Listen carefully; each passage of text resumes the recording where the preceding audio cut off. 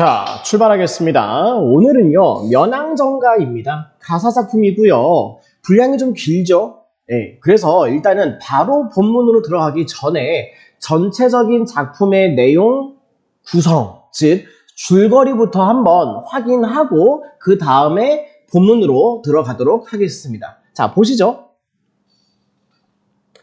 자, 서사, 본사, 결사 이렇게 나눠줄 수 있고요. 자, 서사는 처음에 제월봉이라고 하는 이 봉우리의 형세를 표현합니다. 근데 이 제월봉이라고 하는 이곳의 형세를 표현하는 이유는 왜?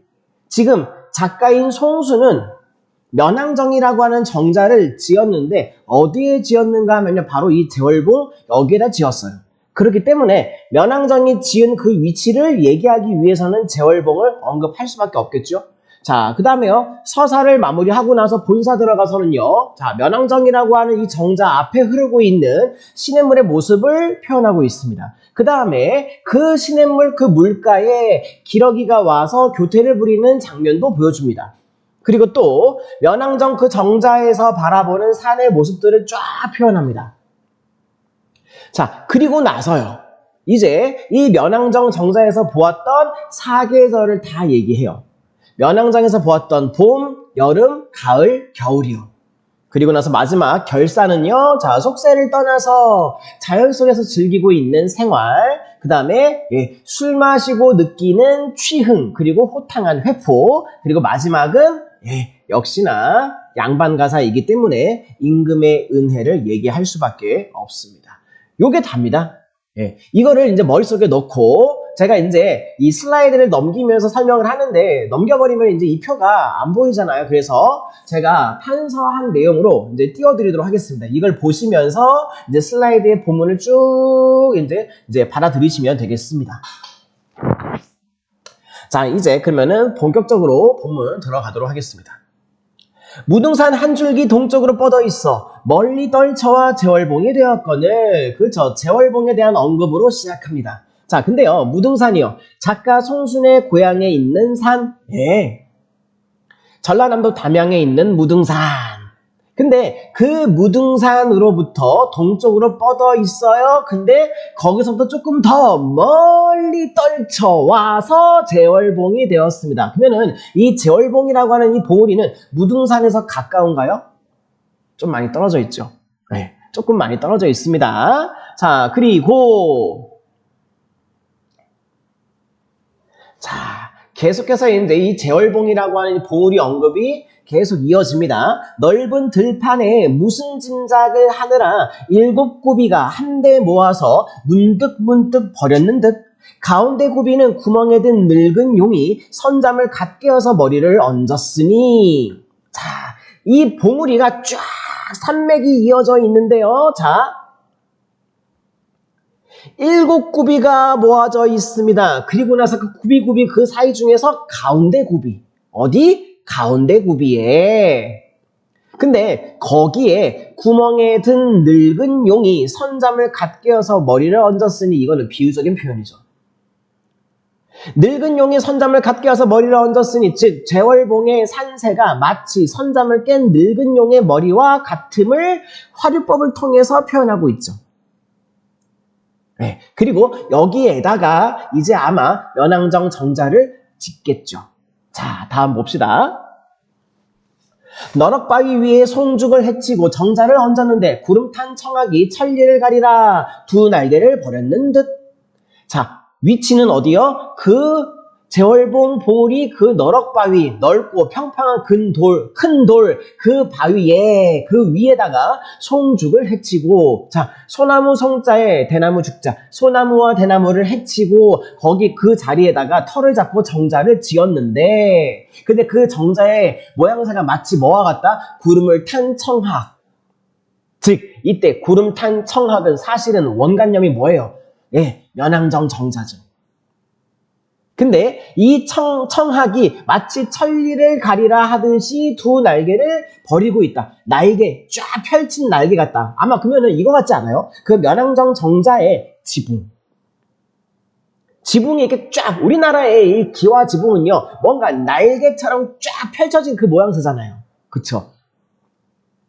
면왕정 정자의 그 지붕이 학의 날개와 비슷하다.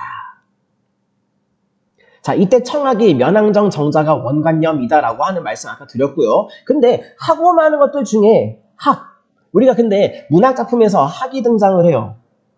신선계가 떠오르죠. 탈족적인 이미지. 그렇죠. 자, 또 넘어갑시다. 자, 옥천산, 용천산 내린 물이 정자 앞에 넓은 들에 올놀이 펼친 듯이 넓거든 길지 말든지 푸르거든 희지 말든지.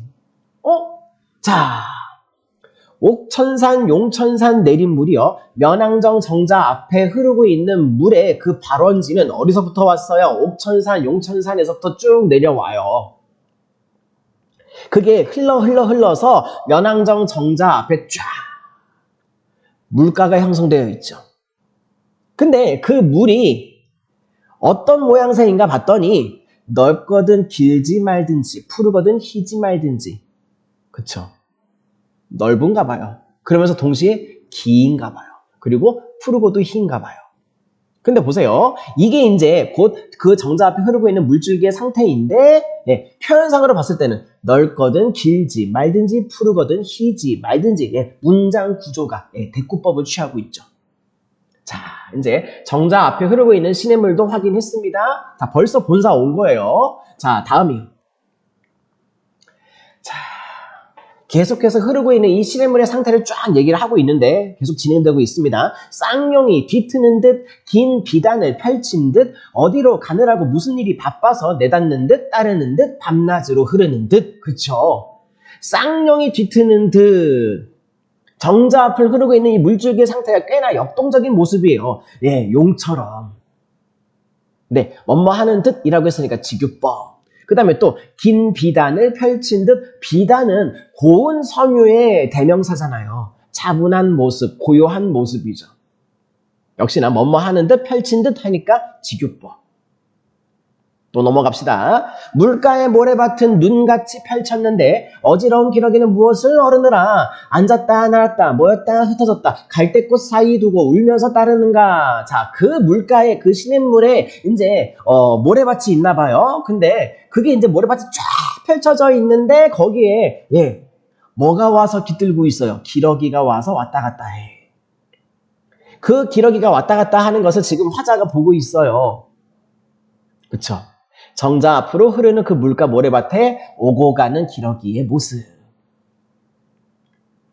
자, 또 넘어갑시다. 넓은 길 바깥이요 긴 하늘 아래에 두르고 꽂은 것은 산인가 병풍인가 그림인가 아닌가 높은 듯 낮은 듯 끊는 듯 있는 듯 숨거니 배거니 가거니 머물거니 어지러운 가운데. 꼭 랩하는 것 같네요. 그쵸? 자, 지금 보시면요. 넓은 길 바깥이요 긴 하늘 아래 시선이 멀리 바라보고 있는 게 느껴지시나요? 그러면서 동시에 쭉 지금 표현하고 있는 이 대목은요. 정자 주변에 산이 마치 뭐와 같이 병풍과 같이 둘러싸고 있다 그 말이죠. 근데 이것을 표현하기 위해서 멋들어지게 표현하기 위해서 산인가 병풍인가 그림인가 아닌가 높은 듯 낮은 듯 끊는 듯 있는 듯 숨거니 배거니 가거니 머물거니 역시나 대꾸법. 그쵸? 또 넘어갑시다. 이름난 양하여 하늘도 두려워 않고 우뚝이 섰는 것이 추월산 머리에 이르고 용귀산, 봉선산, 불대산, 어등산, 용진산, 금성산이 허공에 버렸느니 원근의 푸른 절벽에 머문 것도 많기도 많구나. 자, 산들의 이름을 여러 차례 열거하고 있습니다. 추월산, 용귀산, 봉선산, 불대산, 어등산, 용진산, 금성산. 언급되고 있는 산의 이름이 무려 7가지죠. 쭉 정자 주변으로 둘러싸고 있는 산들의 이름을 열거하고 있습니다. 자, 그리고 흰 구름 뿌연 연하 푸른 것은 산람이라 수많은 바위 골짜기를 제 집으로 삼아두고 나면서 들면서 하양도 떠는구나. 자, 흰 구름, 그쵸? 하얀 구름이요. 뿌연 연하, 연하는 뭐예요? 안개와 노을, 즉 흰 구름과 뿌연 안개와 노을을 가리킵니다. 그리고 푸른 것은 산람이라. 자, 산람이요. 뭐냐면요. 산의 아지랑이. 그러면은 지금 병풍처럼 둘러서 있는 산을 쫙 산들의 이름까지 열거하면서 쫙 표현을 했는데 거기에 이제 안개가 그리고 구름이 그리고 또 산에 아지랑이가 피어오르는 그쵸? 산 주변에 구름 안개 노을 아지랑이를 인격화해서 어떻게 뭐 아양도 떠는구나 라고 했으니까 예, 인격화한 듯한 느낌이 들죠 확실하게. 근데 이거요 아지랑이가 피어오르는 거 봄의 풍경인 것 같지 않아요?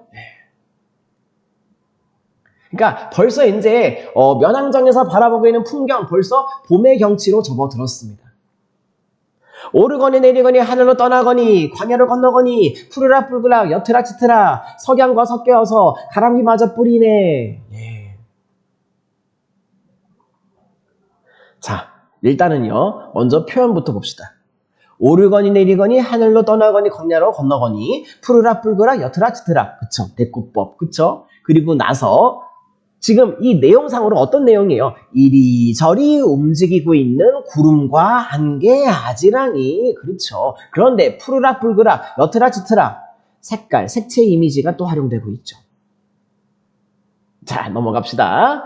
자 가마를 급히 타고 솔날의 굽은 길로 오며 가며 하는 때에 녹양에 우는 꾀꼬리 교태겨워하는구나. 자 가마를 탔습니다. 누가 탔을까요? 아마 화자가 탔겠죠. 화자가 가마를 타요. 신분이 가마를 타는 신분이면은 양반이라는 것을 알 수 있겠네요. 녹양이라고 하는 말은요. 푸른 버드나무, 꾀꼬리 곁에 겨워하는구나.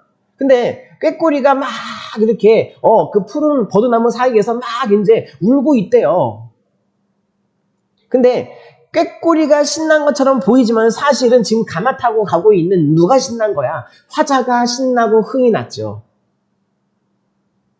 자, 꾀꼬리의 소리, 청각적인 이미지가 이제 주의한 게 되긴 하는데 이 꾀꼬리는 지금 현재 화자와 같은 상황 처지인 것처럼 이렇게 되어 있으면서 동시에 화자의 감정을 더 증폭시키고 있죠. 감정이입으로 쓰인 거네요. 뭐가? 꾀꼬리가. 그만큼 신이 난다 그 말이에요. 지금 이 경치를 감상하는 것이 너무 좋아요. 다음이요. 자, 나무 풀 우거지어서 녹음이 짙어진 때, 자, 녹음이 짙어진다. 봄에서 여름으로 건너왔습니다. 이제 여름 경치요. 기다란 난간에서 긴 졸음을 내어 편히 물 위에 서늘한 바람은 그칠 줄을 모르는가? 자, 나무와 풀이 우거져서 녹음이 짙어진 때 여름이고요. 기다란 난간에서 긴 졸음을 내어 편히 그쵸? 날씨가 더우면은 긴 졸음이 우리 생리 현상으로 나타날 수 있죠. 그런데요. 물가 곁에는요. 조금 더 선선하겠죠. 물 위에 서늘한 바람은 그칠 줄을 모르는가. 이때 기다란 난간은 어디 난간일까요? 면왕정 그 정자 난간이겠죠. 정자에 올라서 이 여름의 풍광을 즐기고 있는 화자의 모습이라고 볼 수 있겠습니다. 자, 또 넘어갑시다. 된설이 거친 후에 산빛이 금수로다. 자, 된설이 서리가 내려요. 근데 그냥 서리도 아니고 된설이. 된설이는요. 늦가을에 내리는 서리가 된설이에요. 벌써 가을이 한참 들어왔어. 한참 이제 진행이 됐어요. 그 후에 산빛이 금수로다. 우리 금수가요. 무슨 뭐 짐승 떠올리지 마시고 이때는 맥락상 이때 금수는요. 수놓은 비단이에요. 가을이 돼서 이제 단풍 드는 거. 늦가을에 산의 빛깔이 단풍 때문에 마치 수놓은 비단 같구나. 황후는 또 어찌 만경에 펼쳤는가. 어부피리도 흥에 겨워서 달을 따라서 부는구나. 자, 황혼이요. 자, 그냥 액면상으로 해석하면요. 누렇게 되어 있는 구름. 누런 구름. 근데 구름이 누런색은 아닐 거 아니에요. 뭐? 누렇게 익은 들판의 곡식.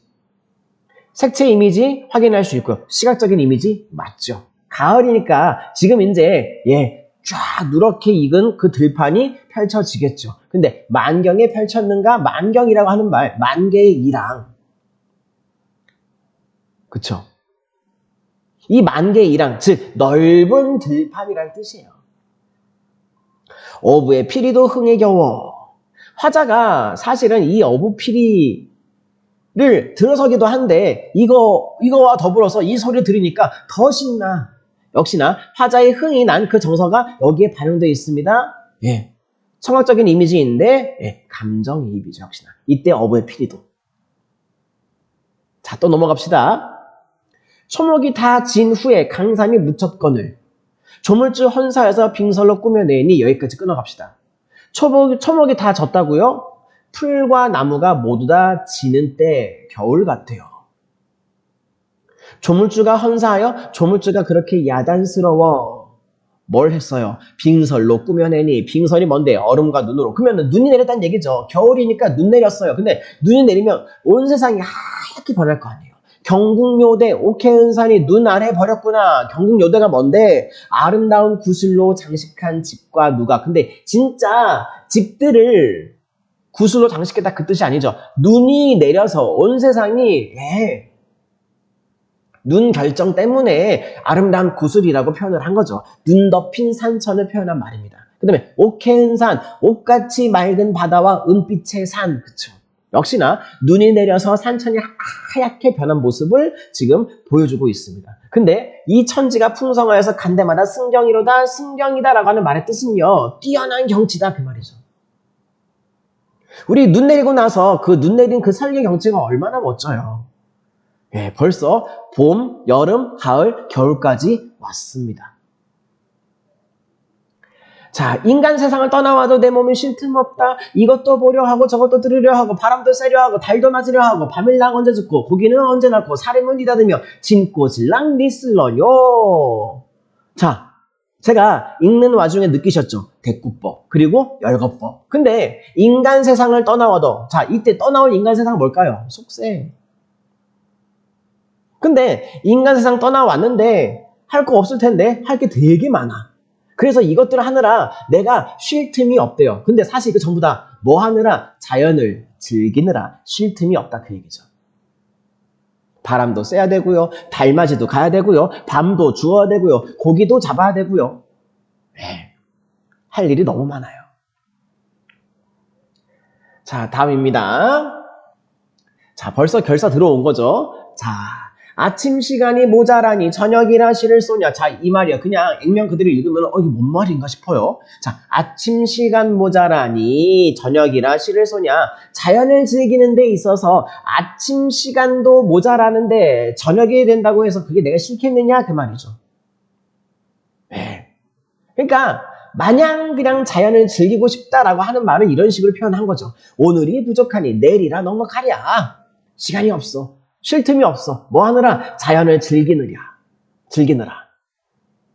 이 산에 앉아보고 저 산에 걸어보니 번거로운 마음에도 버릴 일이 전혀 없다. 자, 이때 번거로운 마음이 뭘까요? 속세의 번뇌 아닙니다. 자연을 즐기느라 분주한 마음이죠. 야, 내가 지금 자연 경치를 보면서 노느라 정신이 없어. 그 얘기예요. 그죠? 이때 번거로운 마음은 속세의 번뇌가 아닙니다. 자, 다와 갑니다. 쉴 사이 없는데 오는 길을 알리랴? 내가 쉴 틈도 없는데 누군가한테 다른 사람들한테 여기가 이렇게나 멋져라고 알릴 시간조차 없다 그 말이죠. 다만 지팡이가 다 무디어 가는구나. 하도 쏘다니고 다녀가지고 지팡이가 다 닳아 없어질 지경이야. 술이 익었으니 벗이야 없을 쏘냐. 부르며 타이며 헐며 이하며 온갖 소리로 취흥을 재촉하니 근심이라 있으며 시름이라 붙었으랴. 자, 우리 노는데 또 술 빠지면 또 서운하죠. 술이 익었어요. 자, 근데 술 혼자 마시면 얼마나 쓸쓸해. 같이 마실 친구들은 또 있어.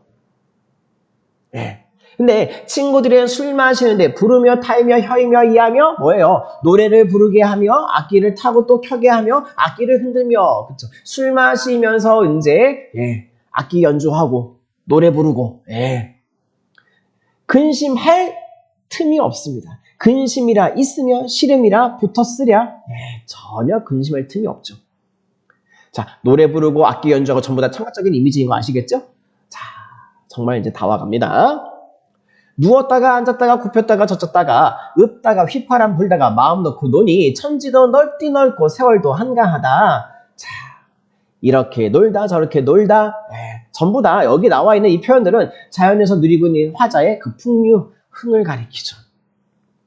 그리고 또 읊다가 휘파람 불다가는 역시나 귀에 들리는 청각적인 이미지. 자, 태평성대 몰랐는데 이때가 그때로구나. 신선이 어떠한가 이 몸이 그러구나. 태평성대. 내가 지금 자연에서 즐기고 있는데 이때 자연에서 누리고 있는 이 한가로움과 이 편안한 마음이 아주 극치를 이루고 있다 그 말이죠. 야, 내가 지금 이 자연을 즐기고 있는 이때가 태평성대인 것 같다 그 말이죠. 심지어는 자기를 누구와 같다고 얘기해요. 신선이 어떠한가? 내가 바로 그 신선이로구나. 화자 자신을 신선이라 여깁니다. 그 정도로 좋다 그 뜻이에요.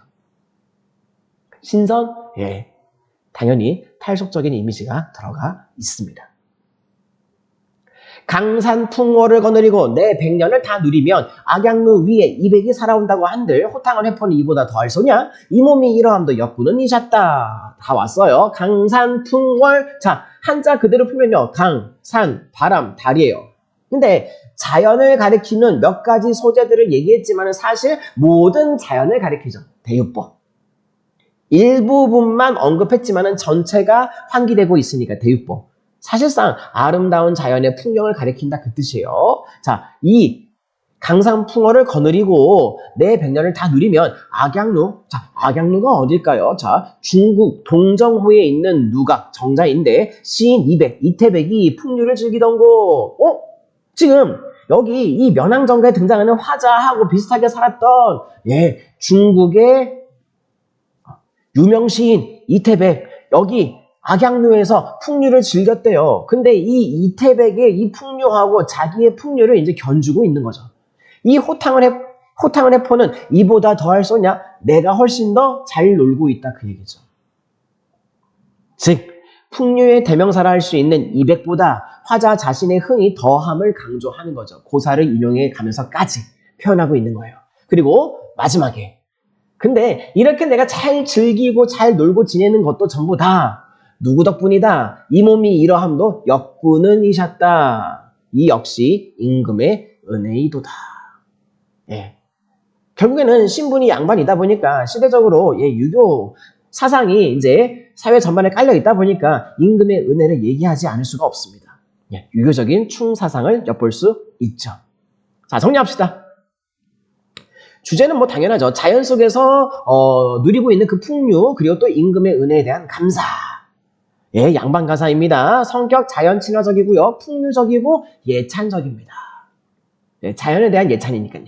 그 다음에 3번 상충곡을 계승한 작품이라고 봐요. 그리고 이 면왕정가가 후대에 정철의 성산별곡, 관동별곡에 영향을 줍니다. 그 다음에 4번이요. 면왕정 정자를 중심으로 가까운 경치, 근경에서부터 멀리 있는 경치, 원경으로 시선이 이동합니다. 그 다음에 5번이요. 사계절의 풍경을 계절별로 봄, 여름, 가을, 겨울을 각각 이렇게 나누어서 쭉 표현하죠. 자, 그 다음에 6번이요. 비유법, 열거법, 대꾸법, 서리법 쭉 사이사이에 다 들어가 있었죠. 이런 것들을 통해서 시상을 전개합니다. 그 다음에 마지막 작품 말미에 임금의 은혜를 언급하면서 유교적인 충사상을 드러내는 것으로 마무리 짓고 있죠. 네, 이렇게 보시면 돼요. 자, 그러면은 이제 문제를 같이 한번 풀어보도록 합시다. 보시죠. 자, 문제. 자, 좀 내려볼까요? 여기 있네요. 문제. 자, 1번 문제입니다. 자, 다음은 윗글을 영상으로 제작하기 위해서 떠올린 내용인데 윗글에서 작품에서 확인할 수 없는 거 작품에 등장하지 않은 장면이 있냐 그 말이죠. 자, 볼게요. 첫 번째, 화자가 면왕정을 떠나서 무등산의 사계절 풍경을 감상하는 모습. 자, 화자가 사계절 풍경을 감상하기는 해요. 그냥 대충 읽으면 맞지? 봄, 여름, 가을, 겨울 다 등장하잖아 싶은데 자, 그 풍경이 무등산의 풍경인가요? 잘 생각해 보세요. 무등산의 풍경인가요? 자, 우리 작품 초반에 이런 구절이 있었어요. 무등산이라고 하는 산 이름으로 딱 출발하죠. 근데 무등산 한 줄기 동쪽으로 뻗어 있는데 뻗어 있어. 근데 멀리 떨쳐와. 그리고 나서 멀리 와서 제월봉이 됐습니다. 그러니까 무등산으로부터는 거리가 꽤나 떨어져 있는 거예요. 그러면은 지금 첫 번째 요 설명 틀린 것 같죠? 예, 기억은 무등산의 사계절 풍경은 아니죠. 예, 무등산이 아닙니다. 자, 첫 번째는 틀렸고, 자, 그 다음에 그쵸? 선제 보니까 이 중에 하나가 틀렸다고 했으니까 아마 기억이 정답인 것 같은데 나머지도 한번 확인해 봅시다. 두 번째, 화자가 면왕정에서 자신의 벗과 함께 노래를 부르면서 즐기는 모습. 마지막에 그쵸? 술 먹고 같이 노는 친구들이 있다고 하잖아요. 네, 니은 맞아요. 그 다음에 디귿이요. 7개의 산 중에서 가운데에 있는 면왕정에 화자가 위치한 모습. 자, 면왕정에 화자가 위치해 있다라는 거는 쉽게 알 수 있는데 문제는요. 요거 읽다 보면은 선생님 근데 7개의 산 중에서 가운데 산에 있다라고 하는 이 말, 가운데에 위치하고 있다, 가운데에 면왕정이 있다라고 하는 말 이게 확인이 되나요? 자, 한번 확인 좀 해봅시다. 이 부분 때문에 그래요. 이 부분. 자, 그 제월봉 중에서도 자, 넓은 들판에 무슨 짐작을 하느라 자, 7굽이 그쵸? 7봉우리가 있는데 한데 모아서 문득문득 버렸는 듯 그리고 나서 7봉우리 중에서 가운데 굽이 가운데 봉우리는 구멍에 든 늙은 용이 선잠을 갓깨어서 머리를 얹었으니 너럭바위 위에 송죽을 헤치고 정자를 얹었는데 거기에다 정자를 딱 얹었대요. 7봉우리 가운데 중에서 가운데 굽이 가운데 봉우리에다가. 알겠죠? 꽤나 디테일하게 지금 이제 문제를 구성했다라는 걸 확인할 수 있을 겁니다. 그쵸? 디귿도 맞는 설명이죠. 그 다음에 니을 봅시다. 면왕정을 떠난 화자가 지팡이를 짚으면서 이동하면서 주변 풍경을 감상하는 모습. 그쵸? 가능하죠. 하도 쏘다녀가지고 지팡이가 다 닳아버릴 것 같다고 얘기하잖아요. 그 다음에 미음이요. 면왕정에 서 있는 화자가 임금의 은혜를 떠올리면서 감사한 표정을 짓고 있는 모습. 그렇죠. 마지막에. 이 몸이 이러함도 역군은 이셨다. 예, 맞아요. 그래서 정답은 찾았습니다. 기억이 틀렸죠. 자, 2번 문제 내려갈게요. 자, A와 B에 대한 이해로 가장 적절한 것. 자, 그러면 A하고 B가 뭔지 한번 확인해야 되겠네요. A하고 B, A하고 B. 자, A는 구름 탄 청학. 그 다음에 B는요, 녹양에 우는 꾀꼬리. 자, 혹시 모르니까 자, 이것만 봐서는 앞뒤 맥락이 어떻게 되는지 모를 수도 있으니까 A, 구름 탄 청학. 지금 정자를 얹은 그 다음에 나오는 거예요. 면왕정 정자를 딱 지었는데 구름 탄 청학이 그러면은 사실상 이 청학은 뭘 가리키는 거예요? 면왕정 정자 가리키는 거죠. 그 다음에 B는요. 여기 있네요. 녹양에 우는 꾀꼬리가 교태겨워하는구나. 꾀꼬리가 우는 소리. 그때 사실상 누가 흥겨워? 화자가 흥겹죠. 그쵸? A하고 B 확인됐죠? A는 청학, B는 꾀꼬리. 자, 써놓고 시작합시다. A하고 B. A는 청학, 그 다음에 B는 꾀꼬리. 자, 근데 설명이 올바른 거 고르는 겁니다. 자, 보기 1번부터 한번 봅시다. 자, A. 이때 청학은요, 화자의 처지를 우회적으로 드러내는 대상. 자, 화자의 처지를 드러내고 있나요? 이 청학이? 아닌 것 같죠. 또 B는요, 꾀꼬리가 화자의 처지를 직접적으로? 네, 다 아닌 것 같아요. 1번은 확실하게 아니야. 그 다음에 2번 선지. 자, A. 청학은요, 추상적인 사물을 구체화해서 드러내는 대상. 추상이 뭔데? 눈에 안 보이는 거?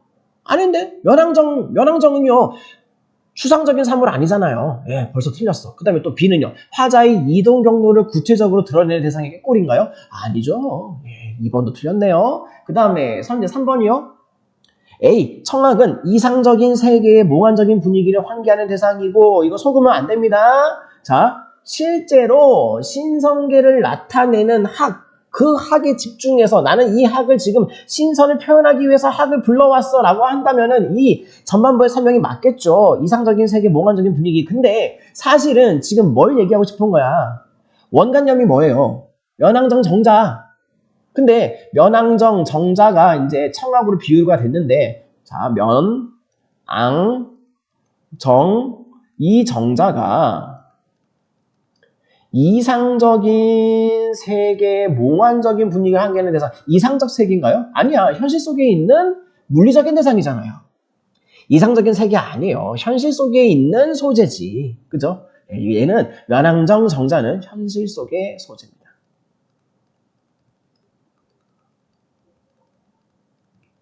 여기서 이미 틀렸고, 또 B는요, 꾀꼬리는 현실 세계의 몽환적인 분위기를 형성하는 대상? 그거 아니었죠. 그냥 흥이 난다. 3번도 틀렸고, 그 다음에 4번 선지. A. 청학은 화자가 위치한 공간에 광활함을 부각하는 대상? 아니죠. 광활함? 이런 얘기 안 했습니다. 그 다음에 B. 꾀꼬리는 화자가 위치한 공간의 역동성? 아니죠. 꾀꼬리 우는 소리만 가지고 역동적이다라고 얘기하기는 좀 그래요. 좀 과한 것 같아요. 1번, 2번, 3번, 4번 다 틀렸고 5번 선지. 자, A는 청학은 화자가 바라보는 사물의 외형적인 특징. 그치? 이 사물이 뭔데? 바로 면왕정. 외형적인 특징을 비유하는 대상? 그쵸? 심지어는 이 학의 날개는 사실 이 면왕정 정자의 지붕, 날듯이 이렇게 쫙 이렇게 뻗쳐있는 그 지붕의 형상. 그쵸? 확실하게 이 전반부 설명은 맞아요.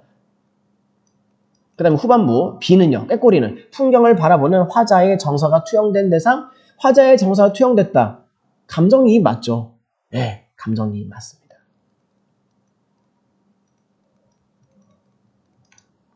자, 정답은 5번. 자, 문제 3번 내려갑시다.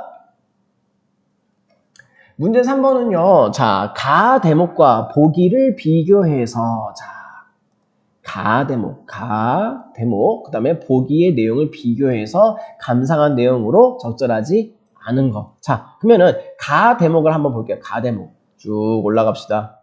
어딨어? 여기 있다. 여기. 이 부분이에요. 자, 여기서부터 여기까지. 꽤나 많은 분량이네요. 여기 이 부분. 자, 천천히 읽으면서 확인합시다. 된설이 거친 후에 산빛이 금수로다. 지금 계절상으로 무슨 계절이에요? 가을이네요.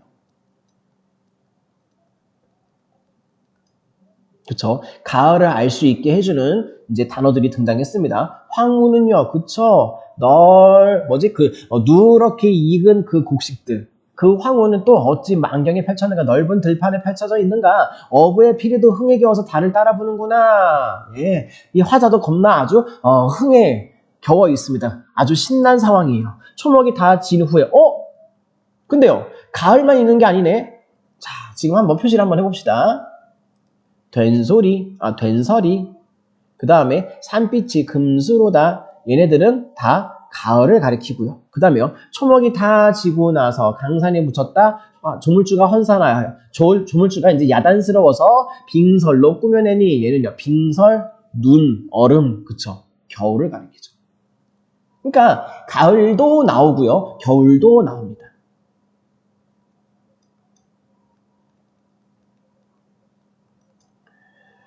경공요대와 옥해은산이 눈 아래 버려져 있구나. 눈이 내린 그 산천의 모습을 표현하고 있는 단어들이라고 했습니다. 경공요대, 옥해은산, 천지가 풍성해서 간데마다 승경이로다. 너무나도 뛰어난 경치다 그 말이죠. 가을과 겨울의 경치, 그리고 가을과 겨울이라는 것을 알 수 있게 해주는 키워드들이 있었습니다. 그게 지금 이제 가의 대목이에요. 자, 이제 문제 돌아와 볼게요. 3번 문제였죠. 자, 이제 보기 박스 안에 김득연의 지수정가가 있는데 한번 읽으면서 확인합시다.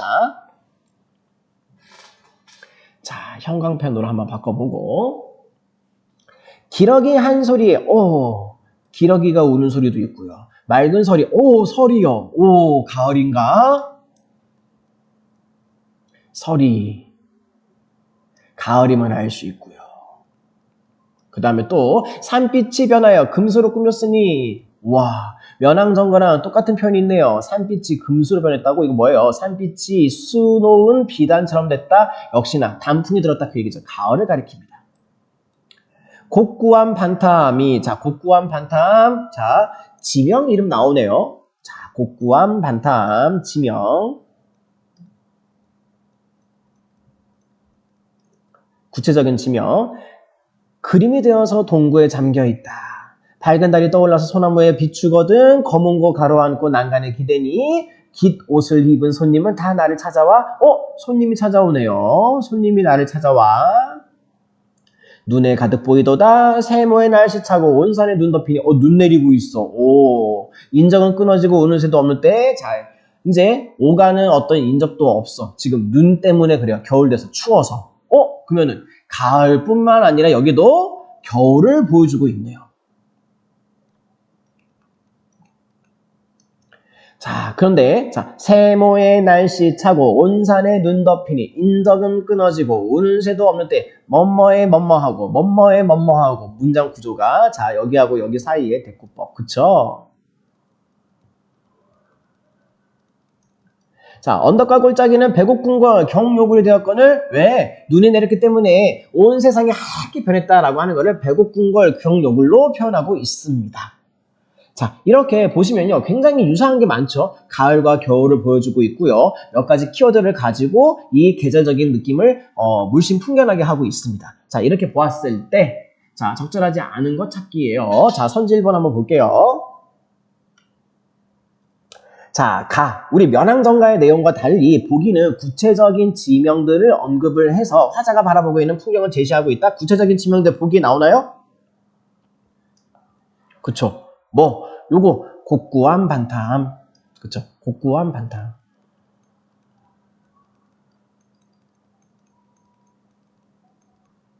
(1번) 설명은 맞아요.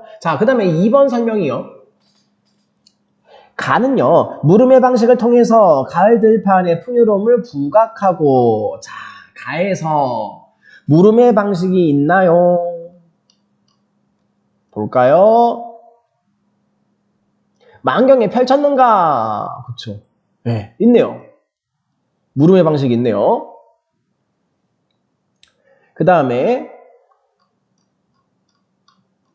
그리고 그 물음의 방식이 지금 앞에 펼쳐져 있는, 지금 관련되어 있는 문장 보시면, 황후는 또 어찌 만경에 펼쳤는가? 지금, 뭔가 풍요로운 어떤 그 풍경을 얘기할 때 펼쳤는가라고 하는 물음을 가지고 표현하고 있죠. 선지로 다시 돌아옵시다. 그랬을 때 물음의 방식을 통해서 가을 들판의 풍요로움을 부각한다? 예, 맞아요. 앞부분 설명 맞습니다. 뒷부분도 맞는지 한번 볼게요. 보기는 대꾸적인 표현, 그쵸? 대꾸법 여기 있네요. 뒷부분도 맞죠. 겨울산의 적막함을 전달하고 있다, 그쵸? 세모의 날씨 차고 온산에 눈이 덮이니, 그쵸? 눈 내리는 겨울이야. 그러면 2번 선지도 맞아요. 그 다음에 3번 선지, 가하고 보기 모두 다 백색의 이미지와 관련된 건축물을 활용을 해서 눈으로 덮인 겨울산의 모습을 드러내고 있다. 눈으로 덮인 겨울산을 비유로 표현하고 싶어가지고 굳이 하얀색, 백색의 이미지와 관련된 건축물들을 활용했다, 비유했다, 그 뜻이에요. 백옥궁궐. 우리 가에서는요, 어딨어?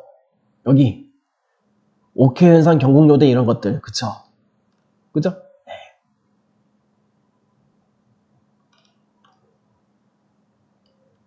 그러면은 자꾸 왔다 갔다 해서 미안합니다. 3번 선지도 맞죠? 그 다음에 4번 선지 내려갑시다. 4번 선지, 가하고 보기 모두 다 계절감을 나타내는 시어, 비유적인 표현을 활용해서 단풍이 물든 가을산의 모습을 제시하고 있다. 계절감을 나타내는 시어 뭐 있을까요? 서리. 또 비유적인 표현을 통해서 단풍이 물든 가을산의 모습, 산이 뭐 같다고요? 금수 같다라고 하는 표현이 다 나오잖아요. 산빛이 금수로 바뀐다고. 계절감을 나타내는 시어로는 서리를 확인할 수 있고요. 그 다음에 비유적인 표현을 통해서 단풍이 물든 걸 표현한 거는 산빛이 금수와 같다. 이때 금수가 뭔데? 수놓은 비다.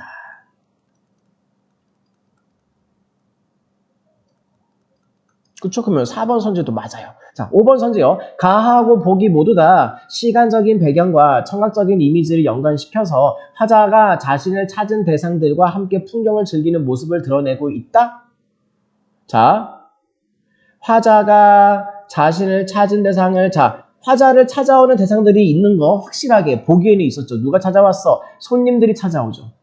그죠? 그러면은, 다시 올라가서 우리 가 밑줄에서 누군가 찾아오는 거, 화자를 찾아오는 거 여기 있어요, 없어요? 본문의 면항정가의 밑줄 친 가 대목에서는 누군가 찾아오는 거 없네. 그죠? 그리고 어부의 필의가 있는데 어부가 지금 화자를 찾아오는 건 또 아니잖아요. 미묘한 차이가 있죠? 내려가요, 다시. 선지 5번. 그러면은 화자가 자신을 찾은 대상들과 함께 풍경을 즐기는 모습, 그쵸? 자, 손님들은 다 나를 찾아와서 눈에 가득 보이도다. 그리고 이 사람들이랑 같이 이 경치를 즐기려고 하는 것 같아요. 그리고 시간적인 배경, 청각적인 이미지, 시간적인 배경, 가을, 그 다음에 청각적인 이미지 뭐 있을까요? 우리 보기에서, 이 지수정가에서 소리. 처음 있잖아. 기러기의 소리. 그죠? 그러면은 보기는 선지 5번이 맞아요. 보기는 선지 5번에 이 설명이 다 해당이 돼요. 하지만 가에서는 해당이 안 되죠. 그래서 5번이 정답. 그래서 지금 3번 문제 적절하지 않은 것 찾기였기 때문에 5번이 틀렸습니다. 자, 문제가 하나 더 있죠? 자, 4번 문제 내려갑시다. 자, 보기를 바탕으로 A, B, C, D, E 각 구간을 감상했을 때 적절하지 않은 것 찾기입니다. 자, 그러면은 보기 박스 내용부터 한번 봅시다. 요거 내용 참 재밌는 것 같아요. 자, 작가는 낙향한 이후에 재월봉 중턱에다가 면왕정이라고 하는 정자를 짓는데, 면왕정에서 이때 면은 아래를 굽어보다와 상황을 마주하다의 의미를,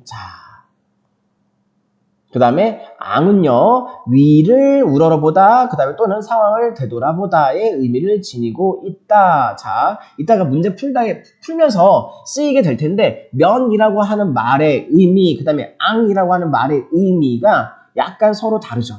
이걸 한번 정리하면은 문제 풀 때 조금 더 수월하게 풀 수 있습니다. 면, 그 다음에 앙. 근데 면은요, 언제? 아래, 위가 아니고 아래를 굽어볼 때, 위치상 아래. 그리고 또 상황을 마주할 때, 아래를 보거나 또는 마주할 때. 근데 그 마주한다는 게 눈에 보이는 시선에 마주하는 거 그것도 가능하겠지만은 상황을 마주한다. 그죠? 상황을 마주한다라고 되어 있죠. 마주할 때.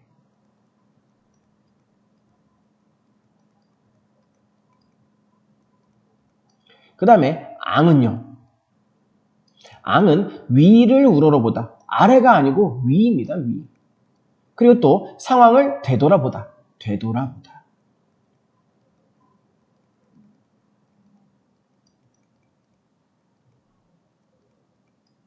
알겠죠? 자, 면과 앙이 서로 내포하고 있는 의미가 다릅니다. 면은 아래, 그리고 마주할 때 상황을, 그 다음에 앙은요, 위, 우러러보는 거, 그 다음에 되돌아보는. 그쵸? 이렇게는 서로 조금 의미가 다른데, 먼저 면왕정가는 면과 앙의 시선을 바라본 면왕정 주변의 풍경을 노래하고 있는데, 이때 주변 풍경을 바라보는 면과 앙의 시선은 면왕정을 기준으로 구별된다. 면왕정의 위치를 기준으로 위다 아래다 그 얘기 하나 보다. 자, 한편 면과 앙은요, 시간적인 개념과 관련되어서 이해할 수도 있다. 시간적인 개념이 어떻게 할까요? 시간적인 개념이라. 자, 일단은 면과 앙의 시선은 위치, 공간, 위치, 공간은 면왕정을 기준으로 한다고 했고요. 또 시간으로는요. 화자는 자연을 즐기면서 삶의 만족감을 느끼는 자신의 삶을 과거 인물들과 삶과 비교하고 있는데, 과거는 현재를 기준으로 되돌아본다. 되돌아본다. 라는 점에서 앙의 시선으로. 과거는 앙이에요. 그렇군요. 씁시다. 의미를 하나 더 추가요. 이때 되돌아본다라고 하는 거는 과거. 그 다음에 좀 더 읽어볼게요. 자, 현재는요. 지금 자신의 삶을 살펴보는 것이므로 면의 시선으로. 그렇군요. 이번에 면은요, 과거가 아니고 현재. 자, 그러면 정리합시다. 면은 위치상으로는 아래, 그리고 현재를 바라볼 때. 앙은요, 위치상으로 면왕정보다 위에, 그리고 무언가를 되돌아볼 때 과거를 생각할 때. 됐죠? 자, 이렇게 이제 보기의 내용을 분석을 하고 이제 적절하지 않은 것 찾기 합시다. 적절하지 않은 것 찾기입니다. 자, 보기 1번 보시죠. 자, A 대목.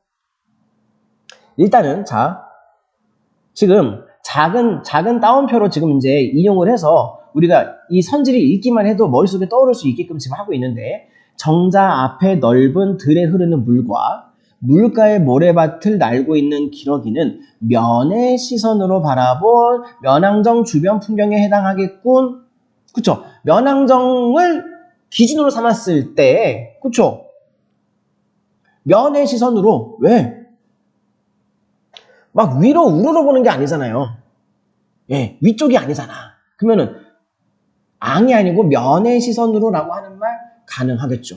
예, 다 지금 면왕정 기준으로 바로 이제 위로 올라보는 게 아니니까 올라봐야지 이제 앙일 텐데 면의 시선 그쵸. 1번은 설명이 맞습니다. 그 다음에 2번 선지. 자, 넓은 길 바깥 또는 긴 하늘 아래 병풍처럼 펼쳐진 봉우리 원근의 푸른 절벽에 버려있는 산들은 앙의 시선으로 바라보고 그쵸? 지금 다 멀리 시선을 던지고 있잖아. 면왕정보다 저 멀리 있는 거 위에 있는 거 우러러보듯이 그쵸? 시선을 멀리 던지는 거 그러면은 면의 시선이 아니라 아래 시선이 아니라 우러러보는 시선 앙의 시선 맞죠?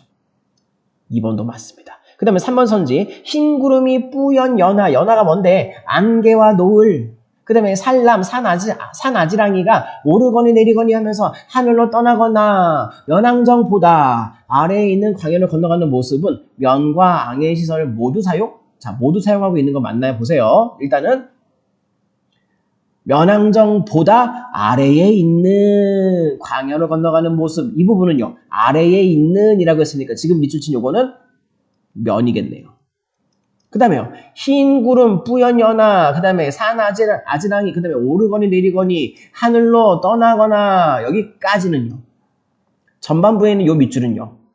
멀리 시선을 던지고 우러러봐야지 볼 수 있는 풍경이잖아요. 그러면 요거는 전반부는 면이 아니고 앙의 시선을 본 거겠죠. 근데 둘 다 쓰였죠. 앙의 시선과 면의 시선이 둘 다 사용되어서 면왕정 주변의 풍경을 바라본 것으로 볼 수 있겠군. 예, 3번 선지 맞습니다. 그 다음에 4번 선지요. 자, 바람을 쐬고 달을 맞으면서 밤을 줍고 고기를 낚는 생활로 버릴 일이 전혀 없이 바쁘게 하루를 보내고 있는 화자의 모습은 앙의 시선에서 자신의 삶을 살펴보는 것에 해당하겠군. 자, 지금 바람 쐬고요. 달 맞이하고요.